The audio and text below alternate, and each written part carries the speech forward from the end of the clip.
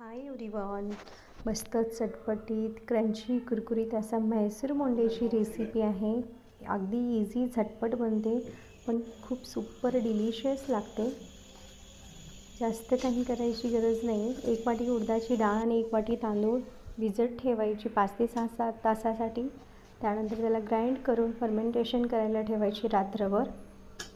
त्यानंतर त्याच्यामध्ये चवीनुसार मीठ, अद्रकचे छोटे छोटे तुकडे टाकायचा, कांदा पण थोडासाच टाकायचा, जास्त टाकायची गरज नाही, कोथिंबीर टाकायची।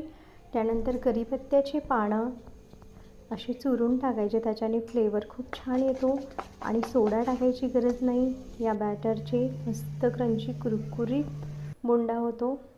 सांबार पण माझं रेडी आहे। मस्त तेल गरम करून कुरकुरीत असे बोंडे तयार करून घ्यायचे।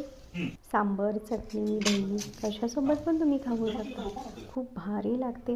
रेसिपी आवडली असेल तर प्लीज लाईक, शेअर, कमेंट करा आणि फॉलो करायला विसरू नका। राणीच रेसिपीसाठी तुमचं सर्वांचं खूप खूप स्वागत आहे। थँक्यू।